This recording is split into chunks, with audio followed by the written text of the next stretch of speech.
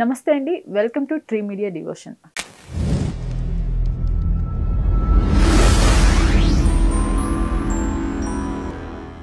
మనతో ప్రముఖ వాస్తు జ్యోతిష్య నిపుణులు శ్రీ నానాజీ పట్నాయక్ గారు ఉన్నారు. సార్ నమస్తే. శ్రీమాత్రే నమః. సార్, ఇప్పుడు చాలా మందికి ఉన్న డౌట్ ఏంటంటే, ఇప్పుడు మనకి ఏదన్నా ఇబ్బంది ఉందంటే పలానా దానం ఇవ్వండి అనేది చెప్తూ ఉంటారు. అయితే ఆ దానం ఇస్తే కూడా పూజారులు ఎవరైతే ఉన్నారో కొంతమంది, పురోహితులు అందరూ కాదు సార్, కొంతమంది చాలా వరకు ఏంటంటే వారు దాన్ని సగం రేటుకి ఎక్కడో చోట అమ్మేయడం ఇట్లాంటివి జరుగుతున్నాయి. ఇక దానం ఇచ్చే ఉపయోగం ఏంటి అనే ఒక సందేహం ఉంది సార్. మరి అప్పుడు ఏం చేయాలంటారు? తప్పకుండా అమ్మ, మంచి ప్రశ్న వేశారు. ఇక్కడ ఏంటంటే మీరు శాస్త్రోక్తంగా ఇచ్చారా లేదా అనేది ముఖ్యం. తీసుకునేటువంటి వారు శాస్త్రోక్తంగా తీసుకున్నారా లేదా అనేది ముఖ్యం ఇక్కడ దానం విషయంలో. దాని తర్వాత వాళ్ళు దాన్ని అమ్మేసుకొని మనీ చేసుకున్నారా, లేకపోతే ఇంకోలికి వాళ్ళు దానం ఇచ్చేసారా, అలా గోవు తినిపించారా, దట్ ఈస్ డిఫరెంట్ కేస్. వాళ్ళు దానం తీసుకునే ప్రక్రియ ఎలా ఉందనేది చాలా ముఖ్యం. చాలామంది ఏం చేస్తారంటే టెంపుల్స్లో పురోహితుడి దగ్గరికి వెళ్ళి మేము ఈ దానం ఇద్దాం అనుకుంటున్నామండి అంటే అక్కడ పెట్టేసి వెళ్ళండి అంటారు. వీళ్ళు కూడా ఇచ్చేవాళ్ళు కూడా ఇదేదో బాగానే ఉందిలే అక్కడ పెట్టేసి వెళ్ళిపోవచ్చు కదా, లేదనట్లయితే మళ్ళీ దక్షిణ ఇవ్వడం ఇవన్నీ ఎందుకు, కొంత సిగ్గు బిడియం కూడా ఉంటుంది. ఇచ్చేటప్పుడు అందరూ చూస్తారేమో, చిన్న ఇవి ఉంటాయి. సర్లే పెట్టేసి వెళ్ళిపోమన్నారు కదా, ఏముంది టైం కలిసి వస్తుందని రకరకాల ఏం చేస్తారు, అక్కడ పెట్టేసి వెళ్ళిపోతారు. ఎట్టి పరిస్థితుల్లోని అలా పెట్టేసి వెళ్ళిపోకూడదు. ఇంకొంతమంది ఏం చేస్తారు, కుజుడికి దానం అండి, శనికి దానం అన్నాడు, నవగ్రహాల్లో అక్కడ పెట్టేసి వెళ్ళిపోండి అంటారు. అలా పెట్టి వెళ్ళిపోవడం కరెక్ట్ కాదు. ఏంటంటే ఇప్పుడు చూడండి, చిన్న ఎగ్జాంపుల్ చెప్తాను చూడండి. కరెంటు బిల్లు కడతాం మనం. కరెంటు బిల్లు కట్టడానికి వెళ్ళినప్పుడు కరెంటు బిల్లు అక్కడికి వెళ్ళి మన ఇంటి నెంబరు, ఆ బిల్ నెంబర్ అన్నీ చెప్పి కడతాం. కానీ అక్కడెక్కడో ఆఫీస్లో మూలన పెట్టేసి వెళ్ళిపోం కదా. వెళ్ళిపోతే మనం కరెంటు బిల్లు కట్టినట్టు అవుద్దా, ఫోన్ బిల్లు కట్టినట్టు అవుద్దా? అవ్వదు. అది అసలు చెందదు మనకు, అది మన అకౌంట్లోకి పడదు అది. అట్లాగే దీనికి కూడా శాస్త్రోక్తంగా మీరు ఏ పర్పస్ మీద ఇస్తున్నారు. ఒక దానం ఇచ్చేటప్పుడు ఈ కుజగ్రహ సంబంధం లేదా శని సంబంధం రకరకాల 9 గ్రహాలు ఇస్తూ ఉంటారు. ఇచ్చేటప్పుడు మీ పర్పస్ ఏంటి, వివాహమా, ఉద్యోగమా, ధనహీనత, ఆరోగ్యమా, ఏది ప్రాబ్లం ఉందో చెప్పాలి. చెప్పి మీ నక్షత్రము మీ గోత్రము చదివి ఆ గ్రహ అనుకూలత జరగాలి, ఆ గ్రహ పీడ తగ్గాలి అని చెప్పి ఆయన మంత్రం చదువుతాడు. మంత్రం చదివిన తర్వాత ప్రతిగృహ్యామి అంటే ఇస్తున్నాను, నేను తీసుకుంటున్నానని చదివి ఆయన తీసుకుంటాడు. దానికి మీకు తోచినటువంటి దక్షిణ. ఇవాళ రేపు ఏంటంటే అమ్మ, టెంపుల్స్లో చేసే వాళ్ళకి శాలరీస్ చాలా తక్కువగా ఉంటాయి తెలుసా.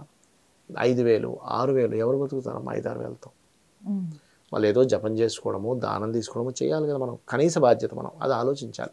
5,000-6,000తో ఎవరు బతకలేరు ఇవాళ రేపు కదా. కాబట్టి కొన్ని ఆలయాల్లో 10,000 వరకు ఉంది. 10,000తో ఎంతమంది బతుకుతున్నారు? అసలు మనకి పనికి వస్తుంది ఆ 10,000 ఇవాళ? చాలా తక్కువ శాలరీ. అందుకని వాళ్ళకి దానం రూపంలోనూ దక్షిణ రూపంలోనూ వాళ్ళకి ఇవ్వాలి, వాళ్ళు కూడా తీసుకోవాలి. వాళ్ళు తీసుకోనడం కూడా కరెక్ట్ కాదు. అయితే ఇప్పుడు మీరు వాళ్ళకి ఇచ్చారు, శాస్త్రోక్తంగానే ఇచ్చారు. ఎప్పుడైతే శాస్త్రోక్తంగా మీరు ఇచ్చారో ఇది వాళ్ళకి చెందింది అంతే. ఇంకా దాని తర్వాత వాళ్ళు దాన్ని గోవుకే తినిపిస్తారో, మేకకే తినిపిస్తారో, అమ్మేసుకుంటారో వాళ్ళ ఇష్టం.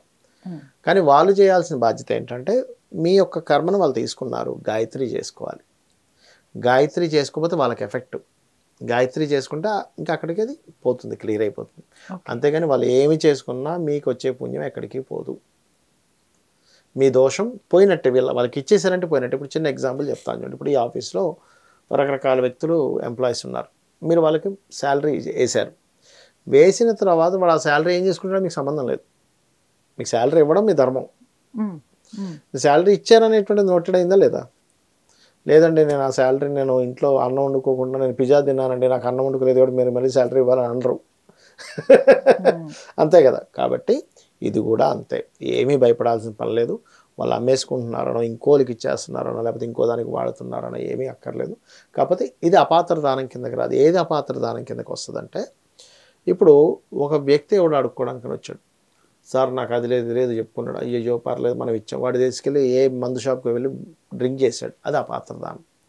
అంటే మీరు భోజనం చేయమని ఇస్తే దాన్ని తీసుకెళ్ళి బార్ షాప్కో మన వైన్ షాప్కో వెళ్ళి ఆ 50 రూపాయలు తీసుకెళ్ళి బాటిల్ తెచ్చుకొని కొనుక్కున్నాడు అనుకోండి, అరే ఏంట్రా ఇట్లాంటి పని చేసాము అని ఇంకోసారి ఇవ్వము.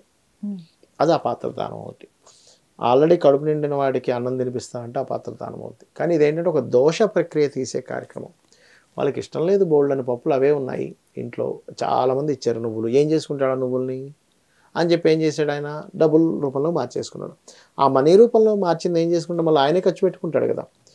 ఆ ఫార్మింగ్ మారింది అంతే. అంటే పప్పు రూపంలో ఉన్నది డబ్బు రూపంలో మారింది. ఆ డబ్బు రూపంలో ఉన్నది ఇంకో రూపంలో ఆయన ఖర్చు చేసుకోవాలిగా, అంతే కదా. లేకపోతే ఇంకో రూపంలో పుణ్యం సంపాదించుకొని ఆ డబ్బు రూపంలో తీసుకెళ్ళి దేవుడి గుడిలో వేసాడు అనుకుందాం. పుణ్యం రూపంలో వచ్చింది కదా ఆయనకి. అంటే ఏమిటి, ఏదో రూపంలో ఆయనకి ఫార్మింగ్ అయింది, అది ఫామ్ అయింది, అది ఎక్కడ వేస్ట్ అవ్వదు. గోవుకే పెట్టాడు, ఇంకో పుణ్యం రూపంలో వచ్చింది. మనిషికే ఇచ్చాడు, ఇంకో రూపంలో వచ్చిందిగా. సో డోంట్ వరీ, ఏమి టెన్షన్ పడాల్సిన అవసరం లేదు దాని విషయంలో. Thank you. శ్రీమాత్రే నమః.